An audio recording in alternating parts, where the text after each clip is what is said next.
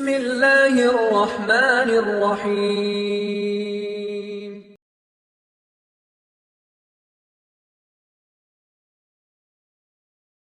السلام عليكم ورحمة الله وبركاته. بسم الله الرحمن الرحيم. الحمد لله رب العالمين والعاقبة للمتقين والصلاة والسلام على أشرف الأنبياء والمرسلين نبينا محمد وعلى آله وأصحابه ومن تبعهم بإحسان إلى يوم الدين. اللهم صل على محمد وعلى آل محمد كما صليت على إبراهيم وعلى آل إبراهيم إنك حميد مجيد. اللهم بارك على محمد وعلى آل محمد كما باركت على إبراهيم وعلى آل إبراهيم إنك حميد مجيد.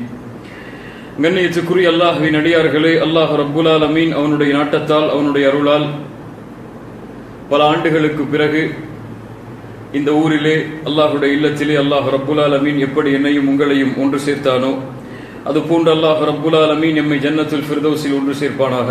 அதிலும் குறிப்பாக அல்லாஹுடைய தூதர் முஹம்மது ரசூலுல்லாஹ் ஸல்லல்லாஹு அலைஹி வஸல்லம் அவர்களோடும் அவர்களுடைய தோழர்களோடும் அல்லாஹ் என்னையும் உங்களையும் உலக முஸ்லிம்களையும் ஒன்று சேர்ப்பானாக. அல்லாஹ்வின் உதவியாளர்களாக மாறுங்கள். கண்ணியத்துக்குரியவர்களே, இந்த தலைப்பை பொறுத்தவரை, இந்த தலைப்பின் கருத்துக்களை பொறுத்தவரை ஏதோ ஒரு புரட்சியை ஏற்படுத்தக்கூடிய தலைப்பல்ல. ஒரு புரட்சியை ஏற்படுத்தக்கூடிய ஒரு விஷயத்தையோ ஒரு மாற்றத்தையோ இந்த தலைப்பின் மூலமாக நாம் பார்க்க போவதல்ல. இஸ்லாமிய மார்க்கத்தில் பலர் புரிந்த பலர் புரியாத ஒரு சாதாரண ஒரு அடிப்படை விஷயத்தை தான் இந்த முழு உரையும் உங்களுக்கு எடுத்துச் சொல்லும். இன்ஷா அல்லாஹ் அல்லாஹ் ரப்புல் ஆலமீன் இதன் மூலமாக பலன் பெறக்கூடிய மக்களாக அல்லாஹ் எம்மை ஆக்கட்டும். நம்முடைய சமூகம் எந்த பாதையில் பயணித்துக் கொண்டிருக்கிறது? நம்ம சமூகத்துடைய மக்களின் நோக்கமாக எது மாறிக்கொண்டிருக்கிறது? ஒவ்வொரு சமூகமும் நம்மை சார்ந்த சமூகமாக இருக்கலாம், நம்மை சாராத பல சமூகங்களாக இருக்கலாம். அந்த சமூகங்களுடைய பாதையும் அவர்கள் அதற்காக செய்யக்கூடிய பயணமும் என்ன? ஒவ்வொருவருக்கும் ஒவ்வொரு இலக்கின் மீது மகிழ்ச்சி இருக்கிறது. ஒருவருக்கு அவருடைய படிப்பை பூர்த்தி செய்வதில் மகிழ்ச்சி இருக்கிறது. ஒருவருக்கு படித்து முடித்து வேலை செய்தால் அதுதான் அவருடைய இலக்கு. அந்த வேலை கிடைத்து விட்டால் அவருக்கு மகிழ்ச்சி. வேலை கிடைத்ததற்கு பிறகு அடுத்தடுத்து தளங்களாக உயர்ந்து ஒரு உயர்ந்த தளத்தை அந்த வேலையில் அடைவது ஒருவருக்கு மகிழ்ச்சி, ஒருவருக்கு இலக்கு. அதை அடைந்தால் அவர் மகிழ்ச்சி அடைவார். இப்படி இந்த உலகத்திலே வாழக்கூடிய ஒவ்வொருவரும் ஒரு இலக்கை நோக்கி ஒரு நோக்கத்தை நோக்கிதான் பயணிக்கிறார்கள். அந்த நோக்கம் கிடைத்தால் மகிழ்ச்சி என்று அவர்கள் எண்ணிக்கொண்டிருக்கிறார்கள். அல்லாஹ் ரப்புல் ஆலமீன் அவனால் அவனுடைய லா இலாஹ இல்லல்லாஹ்வை ஏற்றுக்கொண்டு வாழக்கூடிய இந்த சமூகத்துடைய நோக்கமாக இலக்காக அல்லாஹ் எதை மாற்றினான்? அதை இந்த சமூகத்துடைய பெரும்பான்மையான மக்கள் இன்னும் அறியவில்லை. எதற்காக அல்லாஹ் எம்மை முஸ்லிம்களாக மாற்றினான்? எதற்காக அல்லாஹ் ரப்புல் ஆலமீன் லா இலாஹ இல்லல்லாஹ் என்ற கொள்கையில் அல்லாஹ் எம்மை ஆக்கினான்? அல்லாஹ்வுடைய தூதரை அல்லாஹ் கூற சொல்லுகிறானே, குல் ஹாதிஹி சபீலி, நபியே சொல்லுங்கள், இதுதான் என்னுடைய பாதை, இதுதான் என்னுடைய பாதை. அல்லாஹ் அங்கே மதம் என்று சொல்லவில்லை, அல்லாஹ் அதை மார்க்கம் என்று சொல்லவில்லை. இது ஒரு பாதை, ஒரு இலக்கை நோக்கி பயணிக்கக்கூடிய பாதை. அது அல்லாஹ் இந்த பாதையில் என்னை ஆக்கி இருக்கிறான். இந்த பாதையில் இருந்து கொண்டு அத்உ இலல்லாஹ், அல்லாஹ்வின் பக்கம் நான் மக்களை அழைப்பேன். அலா பஸீரத்தின் அன வ மன் இத்தபஅனி, அலா பஸீரா, தெளிவான பார்வையை கொண்டு, தெளிவான சிந்தனைகளை கொண்டு, ஒழுக்கத்தை கொண்டு நானும் என்னை பின்பற்றக்கூடிய மக்களும் என்று அல்லாஹ் ரப்புல் ஆலமீன் அல்லாஹுடைய தூதரை எந்த பாதையின் மீது நிறுத்தினானோ அந்த பாதையில் தான் நாம் பயணித்துக் கொண்டிருக்கிறோமா? அந்த பாதை அடையக்கூடிய இலக்கை நோக்கிதான் நாம் சென்று கொண்டிருக்கிறோமா? அல்லது நம்முடைய பாதை மாற்றப்படுகிறதா? கண்ணியத்துக்குரியவர்களே, இன்று நம்முடைய மரணம் ஏற்பட்டால் நாம் எதை இந்த பூமியிலே விட்டு செல்ல போகிறோம்? அதை பற்றியெல்லாம் நமக்கு கவலை கிடையாது. ஆனால் இந்த பூமியில் யாரும் நம்மை சார்ந்தவர்களில் மரணத்தை நேசிக்க மாட்டோம். இப்போது மரணமாவதை யாராவது விரும்புகிறீர்களா? மலக்குல் மௌத்தை இப்போது உங்களுடைய கண்களால் பார்ப்பதை விரும்புகிறீர்களா? யாராவது விரும்புறோமா? இல்ல மாஷா அல்லாஹ், அல்லாஹ் பாதுகாத்தவர்களை தவிர பெரும்பான்மையான மக்கள் நம்மை போன்றவர்கள் மரணத்திற்காக இன்னும் நம்மை தயார்படுத்தவில்லை. சுலைமான் இப்னு அப்துல் மலிக் அபுல் ஹாசிம் என்று அழைக்கப்படக்கூடிய ஒரு அறிஞர்களில் ஒருவர், அவரிடத்திலே கேட்கப்படுகிறது, யா அபா ஹாசிம், நம்மில் யாரும் மரணத்தை நேசிப்பதில்லையே, எல்லோரும் மரணத்தை வெறுக்கிறோம், ஏன்? அபு ஹாசிம் ரஹிமஹுல்லாஹ் அவர்கள் சொன்னார்கள், ஏன் மரணத்தை வெறுக்கிறோம் தெரியுமா? நாம் நம்முடைய முதலீடுகள் எல்லாம், நம்முடைய இன்வெஸ்ட்மெண்ட், நம்முடைய முதலீடுகள் எல்லாம் இந்த பூமியில் தான். இந்த பூமியைத்தான் நாம் செழிப்பாக்கி வைத்திருக்கிறோம். மறுமையுடைய நம்முடைய நிலம் இன்னும் காலியாக இருக்கிறது. எதையும் நாம் முதலீடு செய்யவில்லை என்றும். இன்னும் ஒரு முதலீட்டை எதில் செய்தோமோ அதில் இருக்கத்தான் நாம் ஆசைப்படுவோம். எதில் முதலீடு செய்யவில்லையோ அதை நோக்கி நாம் பயணிக்க மாட்டோம். உண்மையா இல்லையா? மறுமையில் நமக்கு முதலீடு கிடையாது. மறுமைக்கான தயாரிப்புகள் நம்மிடத்தில் எதுவும் இல்லை. இந்த பூமிக்காக எல்லாவற்றையும் தயாரித்து வைத்திருக்கிறோம். எது நமக்கு தேவையோ எது நமக்கு தேவை இல்லையோ எல்லாவற்றையும் நம்முடைய வீடுகளும் சுமந்திருக்கிறது, நம்முடைய வாழ்க்கையும் சுமந்திருக்கிறது. அல்லாஹ் ரப்புல் ஆலமீன் புரியக்கூடிய ஆற்றலை நமக்கு தருவானாக. இன்று மரணம் ஏற்பட்டால் எதை இந்த பூமியில் விட்டு செல்வோம்? இந்த இரண்டு கூட்டத்தில் ஒருவராகத்தான் இருக்க முடியும். அல்லாஹ்வுடைய தூதர் ஸல்லல்லாஹு அலைஹி வஸல்லம் ஒரு ஜனாஸா அவர்களை கடந்து செல்கிறது. அப்போது சொன்னார்கள், முஸ்தரீஹுன் வ முஸ்தராஹும் மின்ஹு. ஒன்று அவர் மகிழ்ச்சியோடு இருக்கிறார், அல்லது மக்கள் இவரை விட்டு மகிழ்ச்சியாகி விட்டார்கள். எப்படி மகிழ்ச்சியாக இவர் இருக்கிறார்? இப்போது இவர் செய்த நன்மைகள், அல்லாஹ்வுடைய அருளை நோக்கி அருளை எதிர்பார்த்து இவர் செய்த அமல்கள் எல்லாம் இவருக்கு கூலியாக கிடைக்க போகிற என்ற மகிழ்ச்சியில் இருப்பார். அல்லது இவர் செய்த பாவம், இவர் மக்களுக்கு செய்த கெடுதல், இதிலிருந்து மக்கள் இவர் சென்று விட்டாரே என்று மகிழ்ச்சி அடைவார்கள். இப்படித்தான் இந்த இரண்டு கூட்டத்தில் ஒருவராகத்தான் நாம் இருக்க முடியும். ஒன்று நாம் மகிழ்ச்சி அடைவோம் நாம் மரணம் அடைந்தால், அல்லது நம்மிலிருந்து மக்கள் மகிழ்ச்சி அடைவார்கள். இவன் வாழ்ந்தது நமக்கு பலன் உள்ளது கிடையாது, இவன் சென்று விட்டான் அல்ஹம்துலில்லாஹ் என்று கூட மக்களில் பலர் சொல்லும் அளவிற்குத்தான் நம்முடைய பலருடைய வாழ்க்கை இருக்கிறது. கண்ணியத்துக்குரியவர்களே, யாருக்கும் பலனுள்ளவர்களாக வாழாமல் இருப்பது கூட தவறில்லை. ஆனால் யாருக்கும் தீமை தரக்கூடியவர்களாக வாழ்ந்து விடக்கூடாது. அதைத்தான் இந்த மார்க்கம் பல முறைகளில் நமக்கு எச்சரிக்கை செய்கிறது. நீ தொழலாம், நீ நோன்பு வைக்கலாம், நீ ஹஜ் செய்யலாம், நீ தஅவா செய்யலாம், எதை வேண்டுமானாலும் அல்லாஹ்வுடைய தீனுக்காக அர்ப்பணிக்கலாம். ஆனால் உன்னின் மூலமாக இந்த பூமியில் ஒரு படைப்பும் நோவினை செய்யப்படக்கூடாது. அப்படி நோவினை செய்யப்பட்டால் அல்லாஹ்வுடைய பார்வையில் உன் தொழுகை, உன் நோன்பு, உன் ஹஜ், உன் அமல்கள் எதுவும் மதிப்பில்லாததாக மாறிவிடும். ரசூலுல்லாஹி ஸல்லல்லாஹு அலைஹி வஸல்லம் அவர்களிடத்திலே கேட்கப்படுகிறது, அல்லாஹ்வுடைய தூதரே, ஒரு பெண்மணி உண்டு, அவளை நாங்கள் அறிந்திருக்கிறோம். அந்த பெண் இன்ன ஃபுலானா தகூமுல் லைல், இரவுடைய தொழுகையை தொழுகிறாள். பெண்கள் கேட்டுக்கொள்ளட்டும், இரவுடைய தொழுகையை தொழுகிறாள். வ தஸூமுன் நஹார், பகலெல்லாம் நோன்பு வைக்கிறாள். அவள் தான தர்மங்களை அளவின்றி கொடுத்து கொண்டே வருகிறாள்.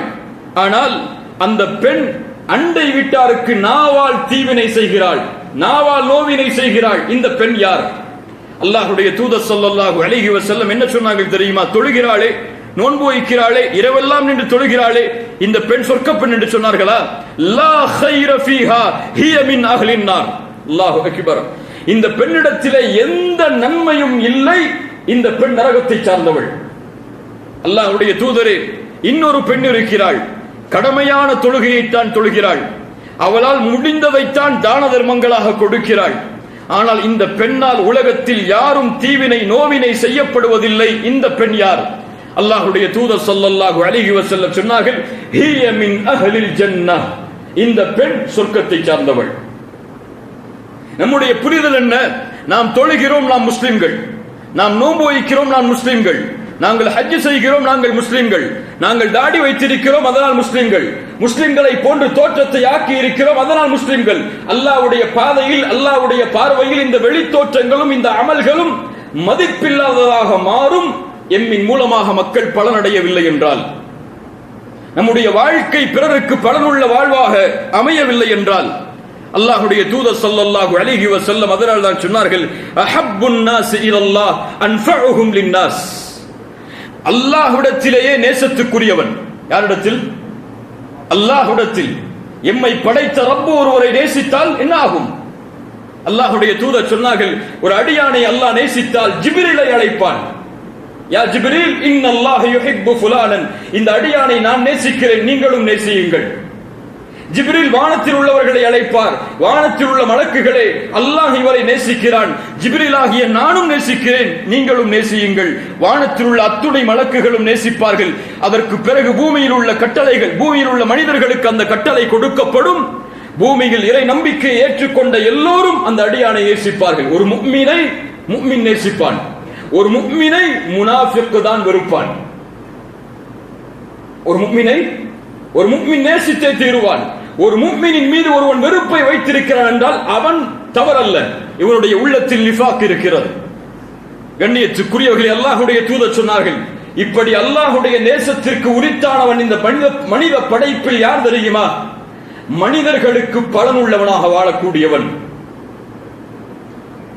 அல்லாஹ்வுடைய தூதர் மேலும் சொன்னார்கள், அல்லாஹ்விடத்திலேயே விருப்பத்திற்குரிய அமல் என்னவென்றால் தன் சகோதரனுடைய உள்ளத்தில் மகிழ்ச்சியை ஏற்படுத்துதல். தன் சகோதரன் கவலையில் இருக்கும் பொழுது அவனுக்கு தட்டி கொடுத்து, கவலைப்படாதே, இது கவலைப்பட வேண்டிய இடம் அல்ல, உன்னுடைய பாதை, உன்னுடைய பயணம் தூரமானது, அதை நோக்கி செல் என்று சொல்லப்படக்கூடிய வார்த்தையில் ஒரு சகோதரன் மகிழ்ச்சி அடைந்து விட்டால் அல்லாஹ்விடத்திலேயே அமல்களில் அதுதான் விருப்பமானது என்று ரசூலுல்லாஹி ஸல்லல்லாஹு அலைஹி வஸல்லம் சொன்னார்கள். அல்லாஹ்வுடைய தூதர் ஸல்லல்லாஹு அலைஹி வஸல்லம் சொன்னார்கள், ஒரு முஃமின் ஒரு மரத்திற்கு ஒப்பானவன், அந்த மரத்துடைய இலைகள் கீழே விழாது. என்ன மரம்? என்ன மரம்? பேரித்த மரம். ஏன் அல்லாஹ்வுடைய தூதர் அந்த பேரித்த மரத்தை உதாரணமாக ஆக்கினார்கள்? அதனுடைய எல்லா பகுதிகளும் பலனளிக்கக்கூடியது. அது தரக்கூடிய பலமும் அதில் உள்ளே உள்ள கொட்டை கூட பலனளிக்கக்கூடியது. பேரித்த மரத்தில் எதுவும் மீன் கிடையாது. இப்படி ஒரு முஃமினை அல்லாஹ்வுடைய தூதர் ஒரு மரத்திற்கு ஒப்பாக்கினார்கள் என்றால் என்ன அர்த்தம்? அவன் விடக்கூடிய மூச்சு காற்று முதற்கொண்டு, அவன் பார்க்கக்கூடிய பார்வை முதற்கொண்டு மக்களுக்கு பலனுள்ளதாகத்தான் இருக்கும், மக்களுக்கு தீங்களிக்கக்கூடியதாக ஒருபோதும் அமையாது. கண்ணியத்துக்குரியவர்களே, இந்த மனித சமூகம் எம்மின் மூலமாக என்ன பலனை எதிர்பார்க்கிறது? முதலில் ஒன்றை புரிந்து கொள்ள வேண்டும். இந்த தலைப்பிற்குள் நுழைவதற்கு முன்னால் அல்லாஹ்விற்கு நானோ நீங்களோ தேவை கிடையாது. இந்த மார்க்கத்தை பரப்புவதற்கோ, இந்த மார்க்கத்தை மக்கள் மத்தியிலே எடுத்துச் சொல்வதற்கோ நானோ நீங்களோ அல்லாஹ்விற்கு தேவை கிடையாது. அல்லாஹ் ரப்புல் ஆலமீன் இந்த மார்க்கத்தை மேலோங்க செய்வான். இந்த மார்க்கத்தை எதிர்க்கக்கூடிய எதிரிகளை கொண்டு கூட அல்லாஹ் ரப்புல் ஆலமீன் அவனுடைய புத்தகம் அல் குர்ஆனிலே தெளிவாக சொல்கிறான், உங்களிடத்திலிருந்து எந்த தேவையும் எனக்கு கிடையாது. அல்லாஹ் கூறுகிறான் சூரா முஹம்மதுடைய 38வது வசனம், இவர்களை நீங்கள் அல்லாஹ்வுடைய பாதையில் செலவழிக்கும்படி நீங்கள் இப்போது அழைக்கிறீர்கள், அழைத்துக் கொண்டிருக்கிறீர்கள். அப்படி அல்லாஹ்வுடைய பாதையில் செலவழிக்கும்படி நீங்கள் அழைத்தால் அவர்கள் எப்படி நடந்து கொள்கிறார்கள்? அவர்களில் சிலர் கஞ்சத்தனம் காட்டுகிறார்கள். ஆனால் அவர்கள் கஞ்சத்தனம் காட்டுவதால் அல்லாஹ் ஏழையாகி விட்டாரா? அல்லாஹ்வுடைய பாதை செழிப்பாகாமல் விட்டு விட்டதா? கிடையாது. இவர்கள் கஞ்சத்தனம் காட்டுவது ஃபஇன்னமா யப்கலு அன் நஃப்ஸிஹி, அவனுக்குத்தான். அதனால் அவனுக்குத்தான் பலன் இல்லை, அதனால் அவனுக்குத்தான் கூலி இல்லை. வல்லாஹுல் கனி வ அன்துமுல் ஃபுகரா, அல்லாஹ் செல்வந்தன், நீங்கள் ஏழைகள், நீங்கள் எல்லோரும் ஏழைகள். அல்லாஹ் ஒருவன் தான் செல்வந்தன். வ இன் ததவல்லௌ யஸ்தப்தில் கௌமன் கைரக்கும் ثم لا يكون அம்சாலக்கும். அப்படி நீங்கள் இப்படிப்பட்ட வாழ்க்கையை மேற்கொண்டால், ஏதோ என் மூலமாகத்தான் சமூகம் பலனடைகிறது, என் மூலமாகத்தான் இந்த சமூகத்திற்கு ஒரு வெற்றி கிடைக்கிறது என்று மமதையில் பெருமையில் நீங்கள் மேற்கொண்டால் அல்லாஹ் உங்களை அழித்துவிட்டு வேறொருவரை கொண்டு வருவான். அவர்கள் உங்களை போன்று இருக்க மாட்டார்கள். அல்லாஹ்விற்கு யாரும் தேவை கிடையாது. நமக்குத்தான் தேவை, நமக்குத்தான் தேவை அல்லாஹ்வுடைய உதவி, நமக்குத்தான் தேவை அல்லாஹ்வுடைய வெற்றி, நமக்குத்தான் தேவை அல்லாஹ் கொடுக்கக்கூடிய கண்ணியம், நமக்குத்தான் தேவை அல்லாஹ் ரப்புல் ஆலமீன் நம்முடைய சிரமங்களை நீக்குவது. அல்லாஹ்விற்கு எந்த தேவையும் நம்மிடத்திலிருந்து கிடையாது. வானங்கள் பூமியில் உள்ள எல்லா படைப்புகளும் அவனை மறுத்தாலும் அவனுடைய ஆட்சியில் எதுவும் குறைய போவது கிடையாது. வானங்கள் பூமிகளில் உள்ள எல்லோரும் அவனை ஏற்றுக்கொண்டாலும் அவனுடைய ஆட்சியில் எதுவும் உயரப்போவது கிடையாது. அவன் எந்த கண்ணியத்தில் படைப்புகளை படைத்ததற்கு பிறகு இருக்கின்றானோ அதே கண்ணியத்தில் தான் படைப்புகளை படைப்பதற்கு முன்னாலும் அல்லாஹ் இருந்தான். கண்ணியத்துக்குரியவர்களே, இப்போது அல்லாஹ் அல்லாஹ் அல்லாஹ் அல்லாஹ் அல்லாஹ் அல்லாஹ்விடத்திலிருந்து தேவையற்றவன், நாம் தான் அல்லாஹ்விடத்தில் தேவையுடையவர்கள் என்றால் அந்த அல்லாஹ்வின் உதவியாளர்களாக, அந்த அல்லாஹ்வின் வெற்றிக்குரியவர்களாக நாம் எப்படி மாறுவது? அல்லாஹ் ஒரு நியதியை வைத்திருக்கிறான். அல்லாஹ் ஒரு நியதியை வைத்திருக்கிறார். நான் உன்னிடத்திலிருந்து எதையும் எதிர்பார்க்கவில்லை. நான் கொடுக்கக்கூடிய செல்வத்தை கொண்டோ, நான் கொடுக்கக்கூடிய இந்த வாழ்வை கொண்டோ நீ எனக்காக எனக்கு பலன் உள்ளவனாக வாழ வேண்டும் என்பதை எதிர்பார்க்கவில்லை. நான் உன்னிடத்திலிருந்து எதிர்பார்ப்பதெல்லாம் உன் வாழ்க்கையை மற்றவர்களுக்கு பலன் உள்ளதாக மாற்று. இதுதான் எனக்கு செய்யக்கூடிய உதவி. இதுதான் நான் படைத்த படைப்புடைய உண்மையான நோக்கம். மனிதர்களாக உங்களை ஆக்கியது. அல்லாஹ் ரப்புல் ஆலமீன் நாளை மறுமையில் கேட்பான் என்று ரசூலுல்லாஹி ஸல்லல்லாஹு அலைஹி வஸல்லம் சொன்னார்கள். ஒருவரை அழைப்பான், நான் நோயாளியாக இருந்தேன், என்னை நலம் விசாரிக்க வந்தாயா? அவர் சொல்வான், யா அல்லாஹ், நீ வானம் பூமிகளை படைத்த ரப்புல் ஆலமீன், நீ நோயாளியாக இருந்து உன்னை நலம் விசாரிக்க வரவில்லையா? அப்போது சொல்லுவான், என் அடியானில் ஒருவன் நோயாளியாக இருந்தானே, அவனை நீ நலம் விசாரிக்க சென்றிருந்தால், அவனுக்கு உதவி இருந்தால் அங்கே என்னை பெற்றிருப்பாய். நான் உணவுக்காக உன்னிடத்திலே வந்தேன், ஏன் எனக்கு உணவை கொடுக்கவில்லை? அவன் சொல்லுவான், யா அல்லாஹ், நீ ரப்பு, நீ இறைவன், நீ என்னிடத்திலே உணவுக்காக வந்தாயா? அல்லாஹ் சொல்லுவான், என் படைப்பில் ஒருவன் உணவை தேடி உன்னிடத்திலே வந்தானே, அவனுக்கு நீ உணவை கொடுத்து அவனுடைய பசியை ஆற்றி இருந்தால் அங்கே என்னை பெற்றிருப்பாய். தாகத்திலே வந்த ஒருவனுக்கு தண்ணீரை கொடுத்து அவனுடைய தாகத்தை தணித்திருந்தால் அங்கே என்னை பெற்றிருப்பாய். எங்க அல்லாஹ் கனெக்ஷன் ஏற்படுத்துறான். அவர்களுக்கு செய்யக்கூடிய உதவியை அல்லாஹ் தனக்கு செய்யக்கூடிய உதவியாக கருதுகிறான். ஒரு ஹதீஸை கவனியுங்கள், ரொம்ப அழகான ஹதீஸ்.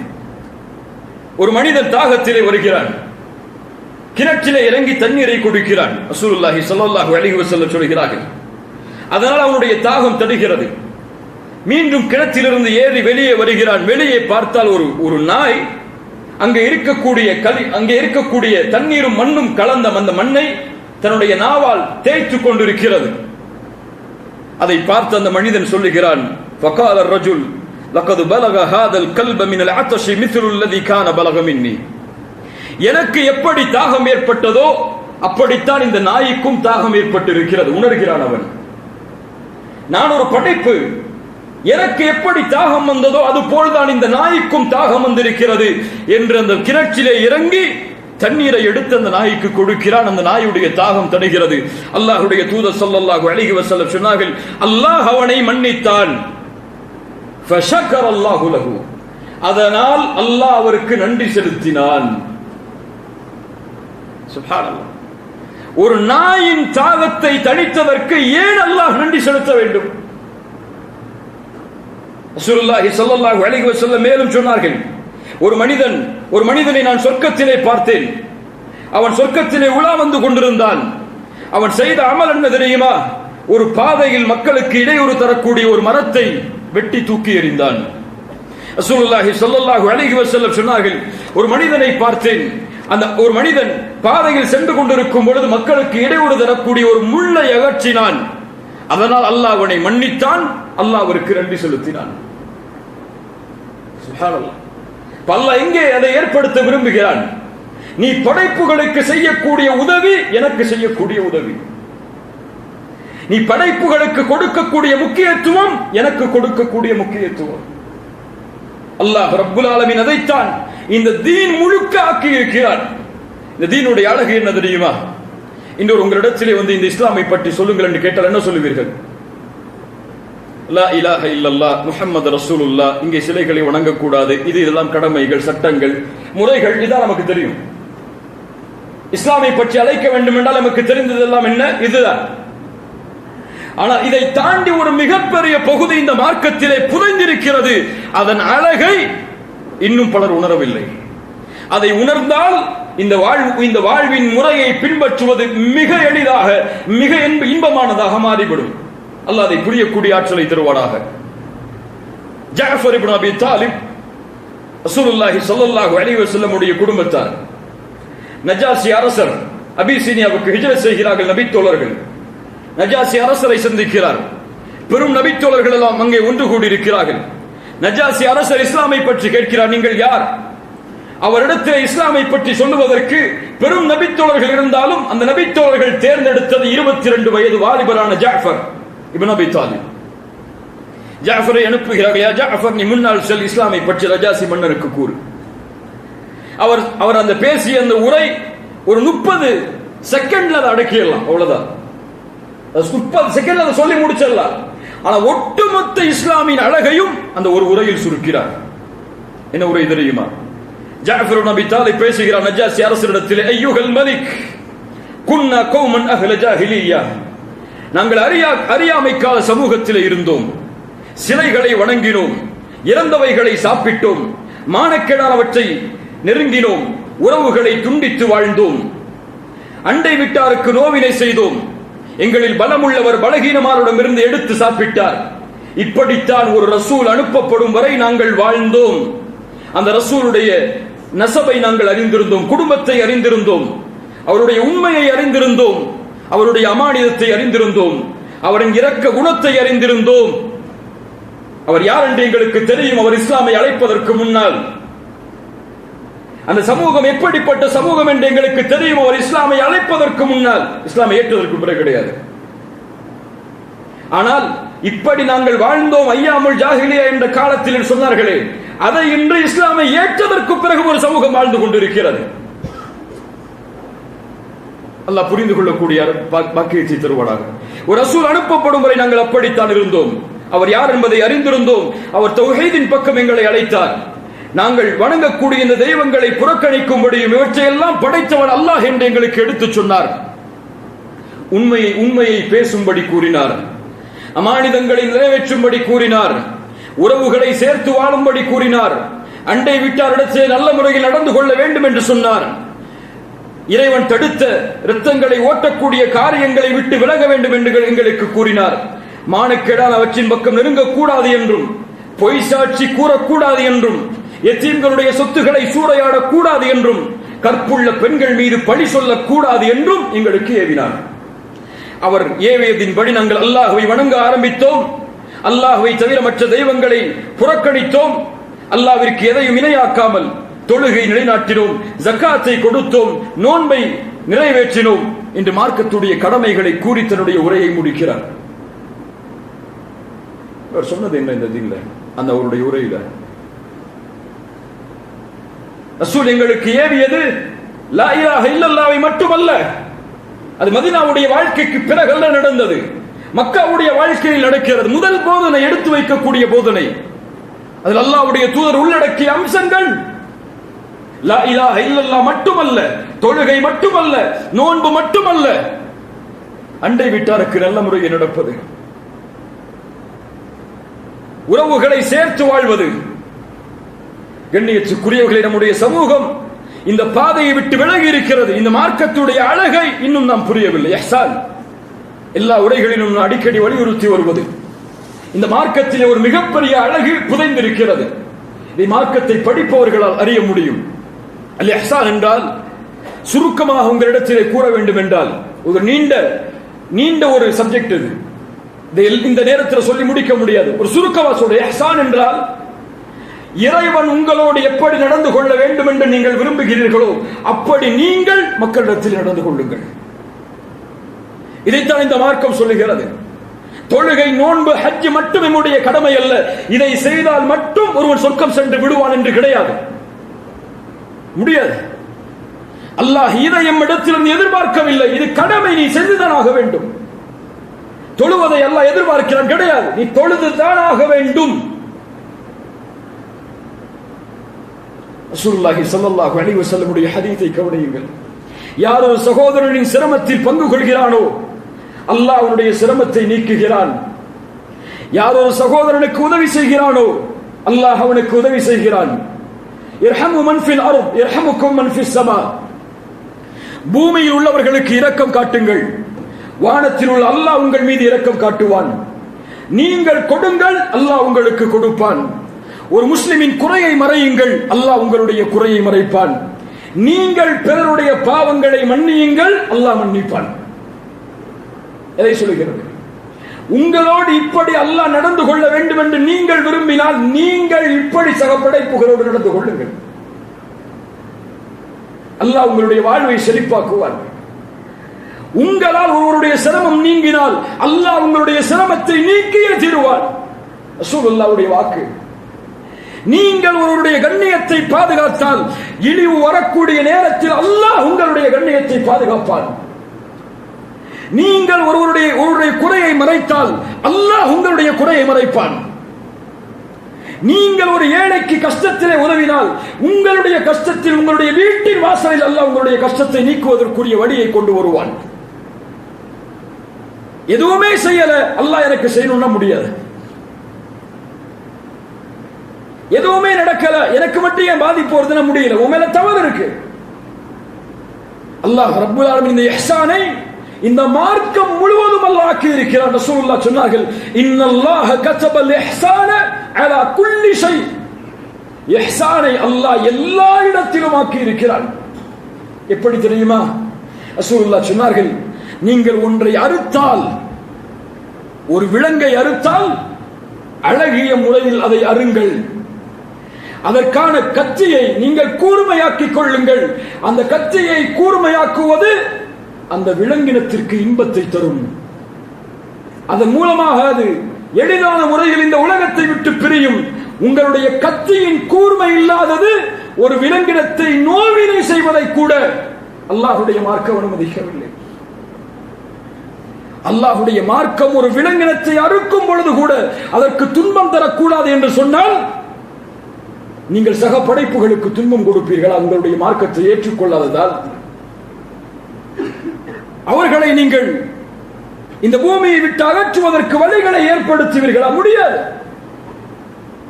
அப்படி பார்க்க முடியாது.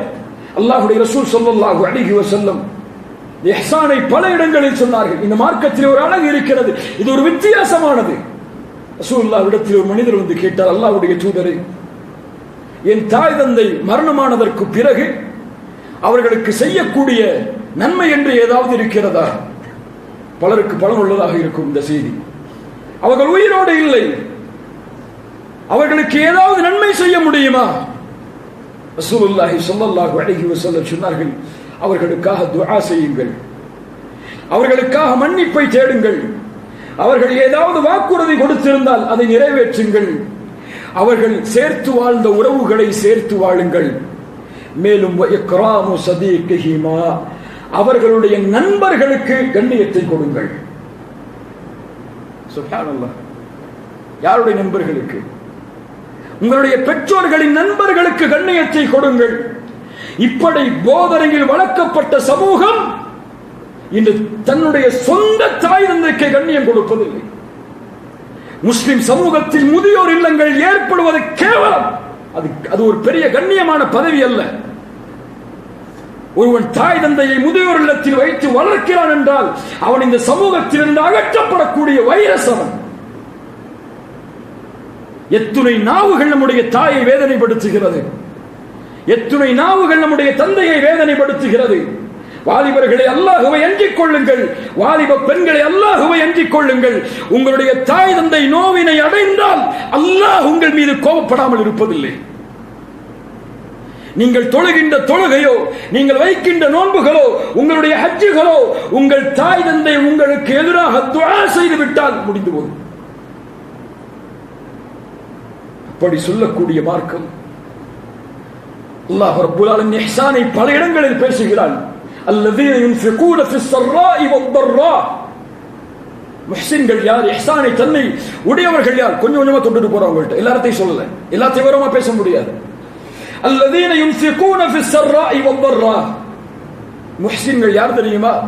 அவர்கள் இன்பமான நேரத்திலும் அவர்களுக்கே இல்லை என்று வரக்கூடிய கடினமான நேரத்திலும் அல்லாஹ்வுடைய பாதையில் செலவு செய்வான். அல்லாஹ்வுடைய பாதையில் செலவு செய்வான் சொன்னா பேங்க் அக்கவுண்ட்ல போட மாட்டாங்க. அல்லாஹ்வுடைய பாதை ஒரு இடத்துல போய் போற்ற மாட்டாங்க.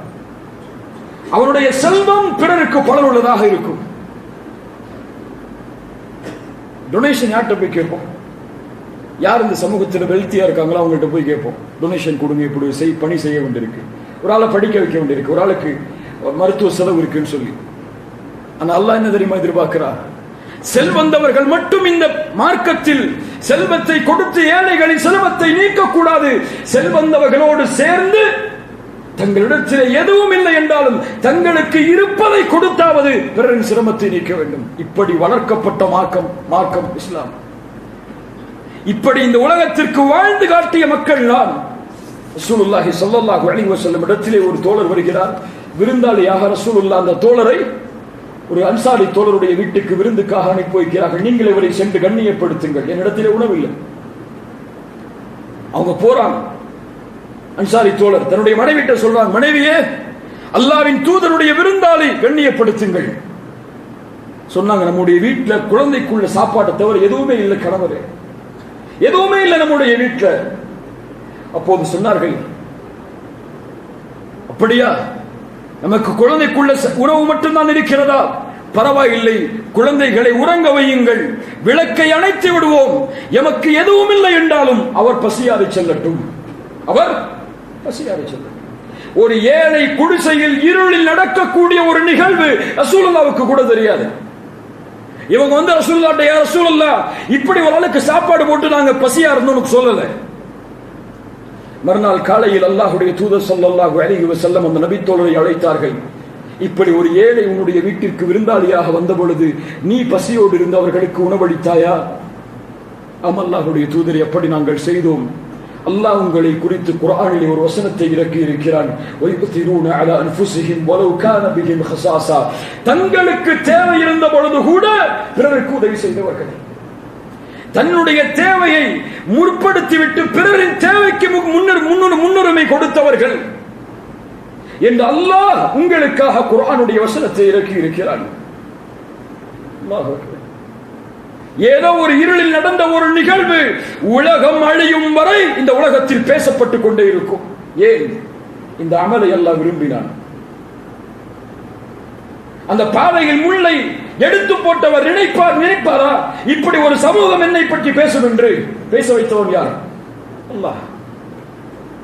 உங்கள் மூலமாக பலனுள்ள சமூகம் உருவானால் உலகம் அழியும் வரை உங்களுடைய பலனை அல்லாஹ் நிலைக்க செய்வான். அதை உணர்ந்து கொள்வோம்.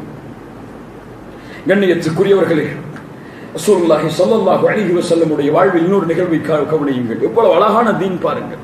ஒரு ஏழையான மிஸ்கீனான ஒரு பெண் அல்லாஹ்வுடைய தூதரிடத்திலே வருகிறார்கள். அல்லாஹ்வுடைய தூதருடைய வீட்டிற்கு வருகிறார்கள். ஆயிஷா ரலியல்லாஹு அன்ஹா இடத்திலே, அவளுடைய மனைவி இடத்திலே வந்து கேட்டார்கள், 2 குழந்தையை வச்சிருக்க, ரொம்ப பசியா இருக்கு, ஏதாவது சாப்பாடு கொடுங்கன்னு சொல்லி. நபியுடைய வீட்டில் என்ன சாப்பாடு இருக்கு? ஒண்ணுமே இல்லை. 3 பேரித்தம்பழத்தை எடுத்து கொடுக்கிறார்கள். 3 பேரித்தம்பழம். நம்ம வீட்டில் வந்து யாராவது சாப்பாடு கேட்டா நம்ம டேபிள் அவ்வளோ இருக்கும், ஃப்ரிட்ஜில் எது ஓரத்தில் நேத்து வச்ச சாப்பாடு எடுத்து கொடுப்போம். அப்படியே இல்லை. 3 பேரித்தம்பழம் அதுதான் இருந்தது, கொடுத்தார்கள். உடனே அந்த தாய், ஒரு குழந்தைக்கு இன்னொரு பேரித்தம்பழம், ஒரு குழந்தைக்கு இன்னொரு பேரித்தம்பழம், ஒரு பேரித்தம்பழம் அந்த தாய்க்கு. நியாயமான பங்கீடு. முதலில் அந்த குழந்தை சாப்பிட்டு முடிக்கிறது, இந்த குழந்தையும் சாப்பிட்டு முடிக்கிறது. தாய் தன்னுடைய பசியை அடைப்பதற்காக ஒரு பேரித்தம்பழத்தை வாயில் வைக்கும் பொழுது அந்த 2 குழந்தைகளும் அதை கேட்கிறது.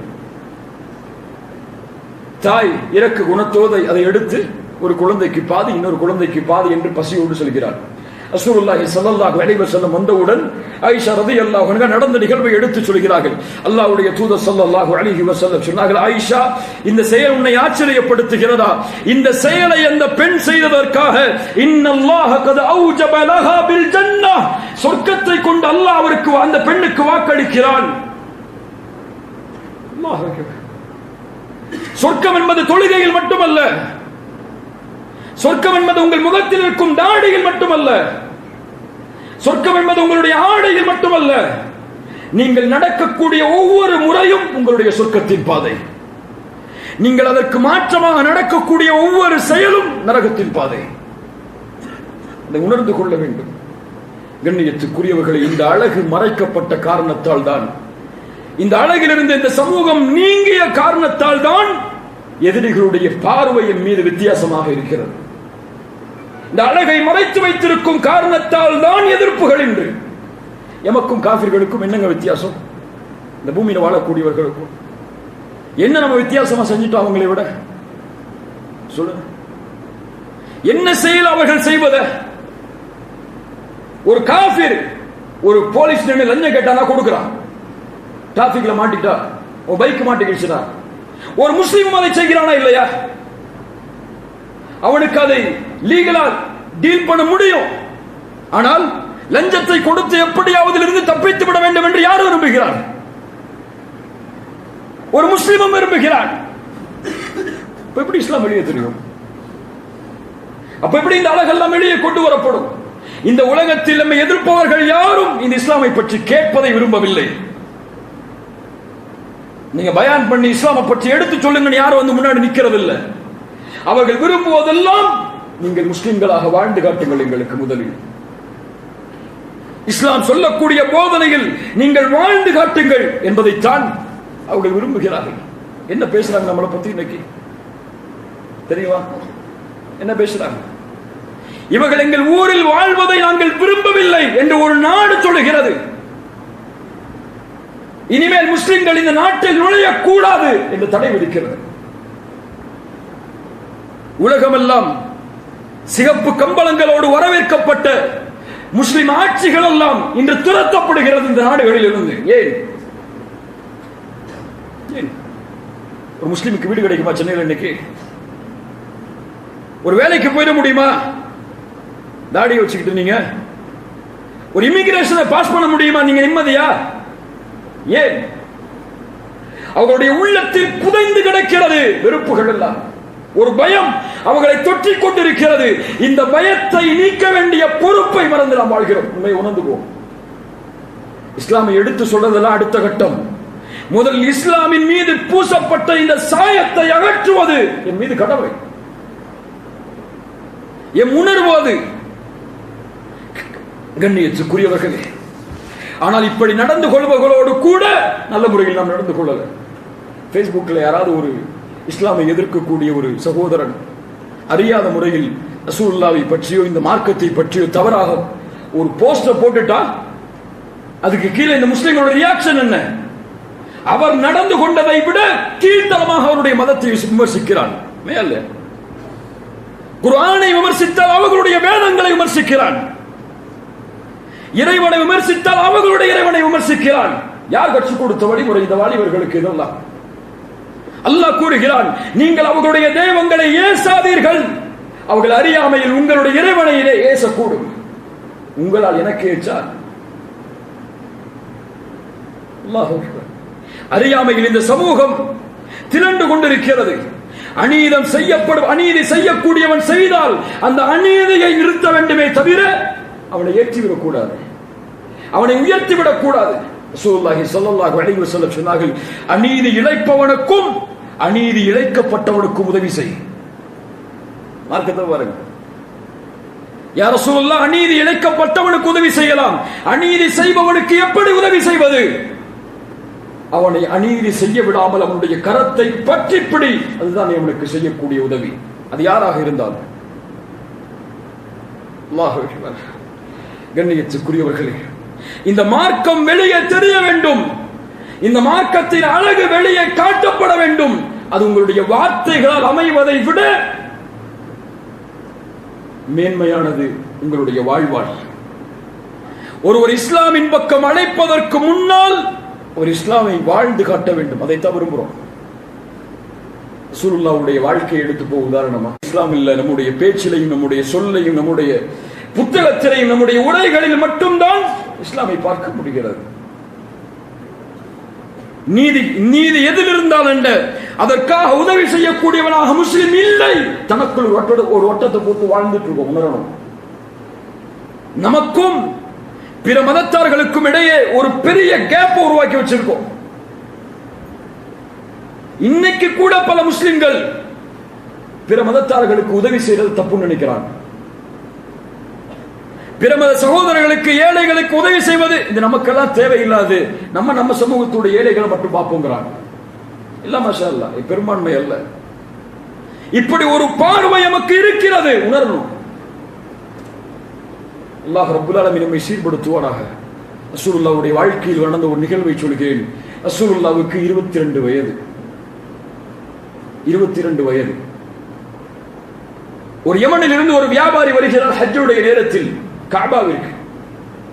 வந்த வியாபாரி ஒரு குறைஷி தலைவரிடத்தில் வியாபாரம் செய்கிறார். ஆனால் அந்த குறைஷி தலைவர் அவரை ஏமாற்றி விடுகிறார். இந்த யமனில் இருந்து வந்த வியாபாரி நீதி கேட்டு எல்லா குறைஷி தலைவரிடத்திலும் ஓடுகிறார். அபூ சுஃபியானை சந்திக்கிறார், அபூ ஹக்கமை சந்திக்கிறார், பின்னால் அபூ ஜஹல். இப்படி எல்லா தலைவர்களையும் சந்திக்கிறார். எல்லோரும் சொன்னார்கள், முடியாது, அவன்கிட்ட போய் வாங்கிக்க, உனக்கெல்லாம் நீதியை பெற்றுத்தர முடியாது, உன்னை நாங்கள் ஏற்றுக்கொள்ளவே மாட்டோம். குறைஷிகளின் பெருமை வெளிப்பட்டது. வலை இல்லாமல் காபாவில் முன்னால் வந்து ஒரு கவிதையை எழுதி அதை காபாவில் தொங்க விட்டு விடுகிறார் குறைஷிகளுக்கு எதிராக. ஹஜ்ஜுக்கு வந்திருக்கக்கூடிய எல்லா மக்களும் அதை பார்க்க வேண்டிய சூழ்நிலை வருகிறது. அதனால் குறைஷிகளை பற்றிய தவறான எண்ணம் மக்கா முழுவதும் பரவுகிறது. என்ன கவிதை தெரியுமா? அதில் சில வார்த்தைகள் மிக அழகானது. குறைஷிகளை, நீங்கள் கஅபாவிற்கு அருகில் வாழ்வதாலோ இந்த பூமியில் வாழ்வதாலோ நீங்கள் கண்ணியமான சமூகமாக மாறிவிட முடியாது. கண்ணியமான பூமியில் கண்ணியமான இடத்தில் வாழக்கூடியவர்கள் கண்ணியமான செயலை செய்தால்தான் கண்ணியமானவர்களாக நீங்கள் மாற முடியும். ஹஜ்ஜுக்கு காபா பக்கத்தில் வாழ்ந்தனால அல்லாஹ் உங்களை உயர்த்திட மாட்டான் என்பதை போன்ற வார்த்தைகளை வெளிப்படுத்துகிறார். உடனே குறைஷிகள் எல்லாம் இழிவடைந்து அப்துல்லா இப்னு ஜுத்ஆன் என்ற ஒரு மனிதருடைய வீட்டில் ஒன்று சேர்கிறார்கள். ஆயிஷா ரலியல்லாஹுடைய தாத்தா ஒன்று சேர்றாங்க. எல்லா குறைஷி தலைவர்களும் குறைஷிகளுக்கு ஏற்பட்ட இந்த இழுக்கை நீக்க வேண்டும், எல்லோரும் சேர்ந்து ஒரு உடன்படிக்கையை நாம் செய்து கொள்வோம். எல்லா பெரும் பெரும் தலைவர்களும் இருக்கிறாங்க.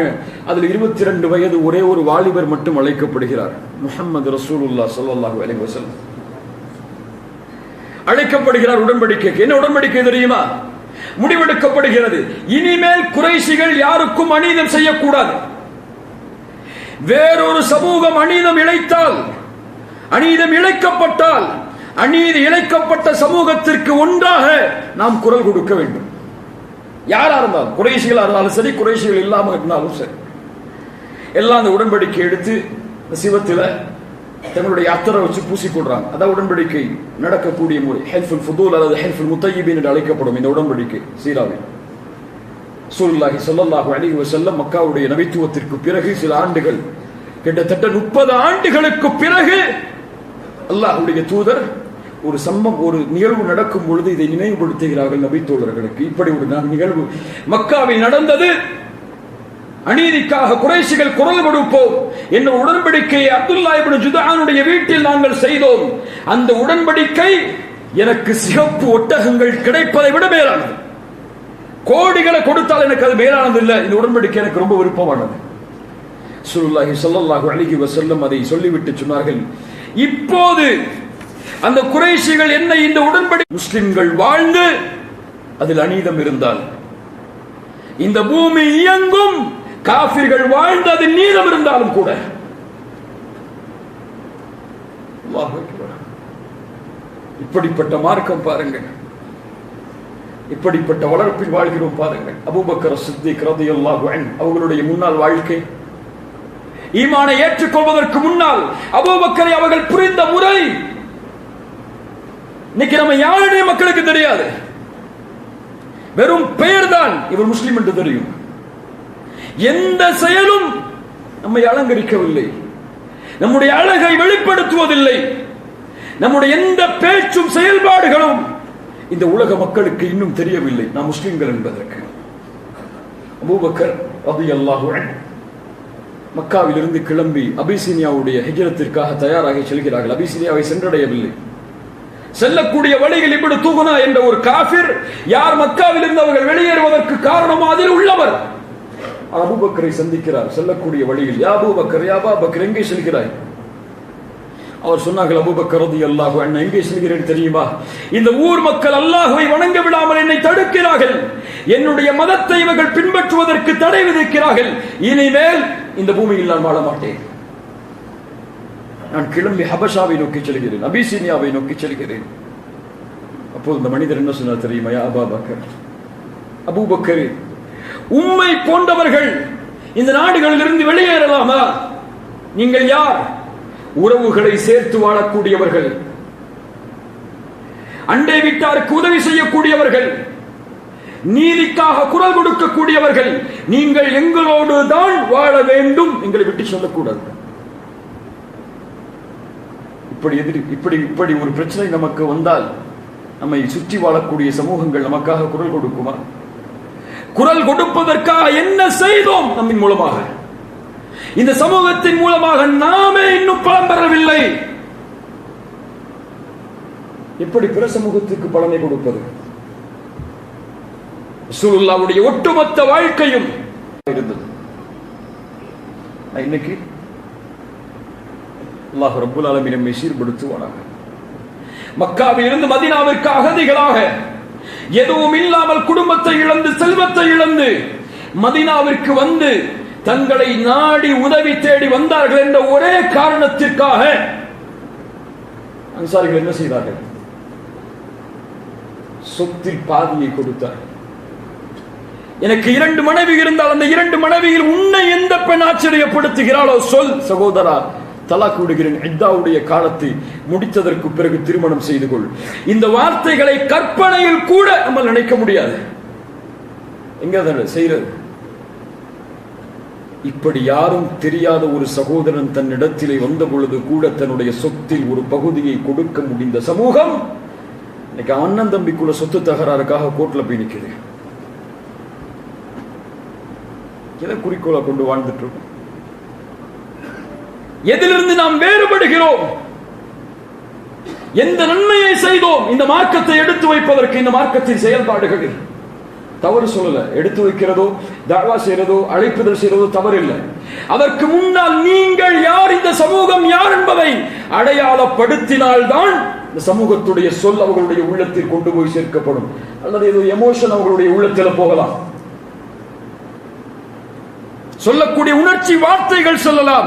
அமலில் நாம் அதை செய்யாத வரை அதற்கு ஒரு மதிப்பு இருக்காது. நம்ம எப்படிங்க இஸ்லாமை ஏற்றுக்கொண்டோம்? முன்னோர்கள் எப்படி இஸ்லாமை ஏற்றுக்கொண்டாங்க? இங்க வந்து பயான் செஞ்சாங்களா? அந்த நாடுகள்ல என்ன செஞ்சாங்க? அவர்களிடத்தில் இருந்த நேர்மையை பார்த்தார்கள், அவர்களிடத்தில் இருந்த ஒற்றுமையை பார்த்தார்கள். கருத்து வேறுபாடுகள் இல்லை அவங்களுக்குள்ள. அந்த நபித்தோழர்கள் வந்தார்களே, அவர்களை பின்தொடர்ந்தவர்கள் வந்தார்களே, அவர்களிடத்திலே கருத்து வேறுபாடு இல்லையா? கருத்து வேறுபாடு இருந்தது. கருத்து வேறுபாட்டின் மேலேயும் அவர்களுக்கு இருந்த ஒற்றுமை, ஜாதி இனங்களை மறந்து ஒரே அணியில் அவர்கள் ஏழை பணக்காரர் என்ற வித்தியாசம் இல்லாமல் பார்க்கக்கூடிய பார்வை அவர்களுக்கு பிடித்தது. இன்னைக்கு முஸ்லிமா இருந்து கூட நம்ம ஜாதி பார்த்துட்டு இருக்கோம், நமக்குள்ள இல்ல.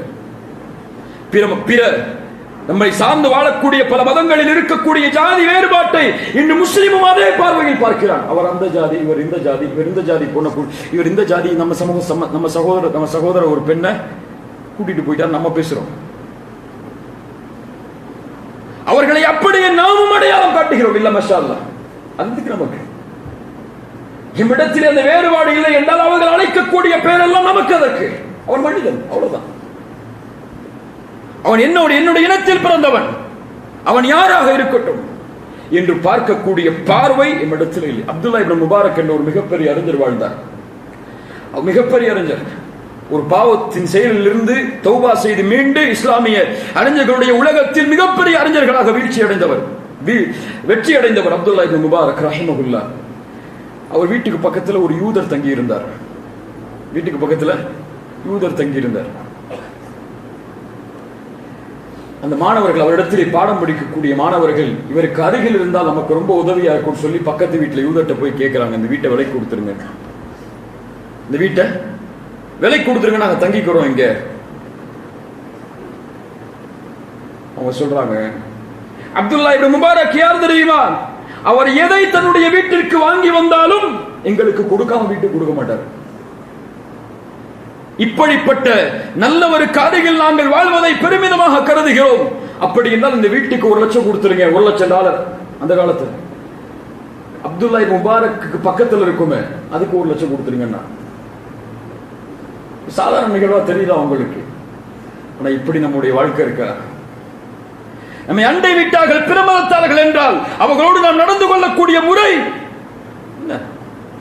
முஸ்லிமா இருந்தா கூட ஒழுங்கா நடந்துக்கல. நம்ம யாருன்னு தெரியாது இந்த உலகத்துல. இந்த மாதிரி சிட்டிகள்ல பக்கத்து வீட்டுல யாரு இருக்கான்னு தெரியாது. பூகம்பம் வந்தா, நிலநடுக்கம் வந்தாலும் கீழே வந்தாலும் தெரியும் பக்கத்து வீட்டுல தான் இருக்கீங்களா. அப்படிதான் இந்த உலகம், இந்த மாதிரி இடங்கள்ல வாழ்க்கை இருக்கு. கண்ணியத்துக்குரியவர்களே, இதுதான் மார்க்கம். இதை பின்பற்றக்கூடிய மனிதர்களாக நாம் வாழ்ந்தால் அல்லாஹ் ரப்புல் ஆலமீன் நம்மை மிகப்பெரிய கண்ணியத்தில் இந்த பூமியில் வாழ வைப்பான். இதுதான் கண்ணியத்தின் பாதை. இதுதான் அழைப்பு பணியின் பாதை. இந்த உலகத்தில் இஸ்லாமின் அழைப்பிற்கு எல்லா வாசல்களும் அடைக்கப்பட்டாலும் ஒரு முஸ்லிமின் வாசலை அடைக்கவே முடியாது. அவனுடைய வாழ்வாள் மார்க்கத்தின் பக்கம் அழைப்பது, அது எல்லாவற்றை விட மேலானது. எல்லாவற்றை விட மேலானது. அந்த அழைப்பை யாரும் தடுத்து நிறுத்த முடியாது. என்னுடைய உயிர் இந்த பூமியில் இருக்கும் வரை மேலே கண்ணியத்தோடு நடந்து கொள்ளுங்கள். பிற மதத்தார்களோடு அவர்களுடைய உணர்வுகளுக்கு மதிப்பளியுங்கள். உங்கள் மீது வீசப்படும் பழிச்சொல்லை கண்ணியமான முறையில் கையாளுங்கள். அவர்கள் பழிச்சொல் வீசுகிறார்கள் என்பதற்காக நீங்களும் அதை எதிர்த்து வீசாதீர்கள். மதிப்போடும் கண்ணியத்தோடும் பார்க்கப்பட வேண்டிய சமூகம் மற்றவர்களை போன்று பார்க்கப்படக்கூடாது. அதை இந்த மார்க்கத்திற்கு நாம் வாங்கி தரும் இழுக்கு என்பதை உள்ளத்திலே வாலிபர்களை உணர்ந்து கொள்ளுங்கள். இந்த தீன் கண்ணியம். இந்த தீன் அல்லாத எதில் ஒருவன் கண்ணியத்தை தேடினாலும் இழுவைத்தான் அடைவான். உமர் இப்னு கத்தாப் ரலியல்லாஹு அன்ஹு அவர்களுடைய வார்த்தை. கண்ணியத்துக்குரியவர்களே, இந்த பிரமணன் நம்முடைய வாழ்க்கை நம்மை சுற்றி இருக்கக்கூடிய மனிதர்களுக்கு பலனுள்ள வாழ்க்கையாக இருக்க வேண்டும். ஒரு பெரிய செயலை நீங்க செய்ய வேணாம், ரொம்ப பெரிய புரட்சியை நீங்க ஏற்படுத்திட வேணாம். ரசூலுல்லாஹி ஸல்லல்லாஹு அலைஹி வஸல்லம் சொன்னார்கள், ஒரு கிணத்தை தோண்டுகிறான், அதன் மூலமாக நீர் வருகிறது, அதன் மூலமாக மனிதனோ ஜின்னோ பறவையோ தன்னுடைய தாகத்தை தணிக்கிறது. இப்படி மனிதனோ ஜின்னோ பறவையோ தாகத்தை தணிக்கும் காரணத்தால் அல்லாஹ் அவர்களுக்கு கூலியை அவர்கள் அடையக்கூடிய பலனுக்காக இந்த மனிதனுக்கு அல்லாஹ் கூலியை கொடுக்காமல் இருப்பதில்லை. ஒரு தண்ணி கொடுத்தார், ஒரு ஏழை வேர்வையில் வேலை செய்கிறானா, ஒரு வாட்டர் பாட்டில் வாங்கிட்டு போய் கொடுங்க, அவர்களுக்கு தெரியும் நீங்கள் யார் என்று. ஒரு ஏழை தன்னுடைய நோயில் அவதிப்படுகிறானா, அவனுடைய கரத்தை பிடித்து தூக்கி பாருங்கள். அவனை முஸ்லிம் அல்லாதவன் என்று வேறுபடுத்தி பார்க்காதீர்கள் உதவி செய்யும் போது. இந்த பார்வை நம்முடைய சமூகத்திலிருந்து அகற்றப்பட வேண்டும். ஒரு முஸ்லிம் இந்த உலகத்தை மனித இனமாகத்தான் பார்க்க வேண்டுமே தவிர நான் தான் வாழ வேண்டும், பிறர் வாழக்கூடாது என்று பார்க்கக்கூடாது. எந்த நபியும் எந்த நபித்தோழர்களும் அப்படி நம்முடைய சமூகத்தை வார்த்தெடுக்கவில்லை. பிறருக்கு பலனளிக்கக்கூடியவராக இந்த பூமியில் வாழ்ந்து மறையுங்கள். எதில் இருந்தாலும் நீங்க டாக்டரா இருக்கலாம், நாலு ஏழைகளுக்கு ஃப்ரீயா மெடிக்கல் பாருங்க. அந்த ஏழை யாராக இருக்கலாம், நீங்க ஒரு லாயரா இருக்கலாம், ஒரு ஏழை நீதிக்காக வந்தால் அவருக்கு ஃப்ரீயா மெடிக்கல் சர்வீஸ் பண்ணுங்க. நீங்க ஒரு டீச்சரா இருக்கலாம், ஒரு 4 ஏழை குழந்தைகளுக்கு ஃப்ரீயா டியூஷன் எடுங்க. இப்படி எந்த துறையில் நீங்கள் இருந்தாலும், எந்த வாழ்க்கை முறையில் நீங்கள் இருந்தாலும், உங்களுடைய வாழ்க்கை பிறருடைய வாழ்க்கைக்கு பலனுள்ளதாக இருந்தால் நாம் தான் உண்மையில் அல்லாஹ்வின் உதவியாளர்கள். உண்மையில் அல்லாஹ்வுடைய தீனுக்கு நாம் செய்யக்கூடிய உதவி இதுதான். இதன் மூலமாக பிறருடைய உள்ளத்தில் இந்த மார்க்கத்தின் கண்ணியம் உயர்ந்து விட்டால் அல்லாஹ்விடத்திலே அதைவிட பெரிய அமல் கிடையாது. அல்லாஹ் ரப்புல் ஆலமீன் இந்த உரையை புரியக்கூடிய வாய்ப்பை அல்லாஹ் ரப்புல் ஆலமீன் நமக்கு தருவானாக. அல்லாஹ்வின் பாதையில் அழைக்கக்கூடிய மக்களாக அல்லாஹ் நம்மை ஆக்குவானாக. நம்முடைய குணங்களை அல்லாஹ் சீர்படுத்துவானாக, பண்புகளை அல்லாஹ் சீர்படுத்துவானாக. பிரிவுகளை மறந்து, குழுக்களை மறந்து, ஒழுக்கத்தின் பாதையில் குரோதம் இல்லாமல், வெறுப்பில்லாமல், ஈகோ இல்லாமல், எந்த ஒரு தலைமையும் முன்னிறுத்தப்படாமல் ஒரு நேரான பாதையில் சமூகத்தை அழைத்து செல்லக்கூடிய மக்களாக அல்லாஹ் நம்மை ஆக்கட்டும். கண்ணியத்துக்குரியவர்களே, யார் சத்தியத்தை எடுத்துச் சொல்கிறார்கள் என்பது முக்கியம் அல்ல, சத்தியம் உயர்த்தப்பட வேண்டும் என்பதுதான் முக்கியம். யார் கொடியை பிடிக்கிறார்கள் என்பது முக்கியம் அல்ல, அந்த கொடி உயர்த்தப்பட வேண்டும் என்பதுதான் முக்கியம். அதற்காக இந்த மார்க்கத்திற்காக யார் உங்களிடத்திலே வந்தாலும் அவருக்கு ஆதரவு அளிங்க. சமூகம் ஒரு விஷயத்தை மறந்துட்டோம், மிக முக்கியமான விஷயம்.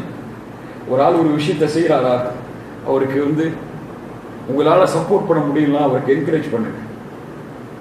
வாலிப சமூகத்தை மற்றவர்கள் வாழக்கூடிய முதியவர்களோ அல்லது பெரியவர்களோ என்கரேஜ்மெண்ட் பண்ணுங்க. சின்ன சின்ன விஷயத்துக்காக வரக்கூடிய மக்கள் அல்லது சின்ன சின்ன சிந்தனைகளோடு வரக்கூடிய மக்கள் யாராக இருந்தாலும் அவர்களுக்கு கரம் கொடுத்து அவர்களை உயர்த்த வேண்டிய கடமை நமக்கு இருக்கிறது. அல்லாஹ் ரப்புல் ஆலமீன் சமூகத்தை பலனுள்ள சமூகமாக நமக்கும் பிற சமூகத்திற்கும் அல்லாஹ் ரப்புல் ஆலமீன் ஆக்கி தருவானாக. ஜஸாக்குமுல்லாஹு கைரன், பாரக்கல்லாஹு ஃபீக்கும். அல்லாஹ் ரப்புல் ஆலமீன் எப்படி நம்ம இங்கே ஒன்று சேர்த்தானோ அது போன்று அல்லாஹ் ஜன்னத்துல் ஃபிர்தௌஸில், அதிலும் குறிப்பாக அல்லாஹ்வுடைய தூதர் முஹம்மது ரசூலுல்லாஹ் ஸல்லல்லாஹு அலைஹி வஸல்லம் அவர்களோடும் அவர்களுடைய தோழர்களோடும் அல்லாஹ் நம்மை ஒன்று சேர்ப்பானாக. அகூலு கௌலி ஹாதா அஸ்தக்ஃபிருல்லாஹ லீ வ லக்கும். அஸ்ஸலாமு அலைக்கும் வ ரஹ்மத்துல்லாஹி வ பரகாத்துஹு.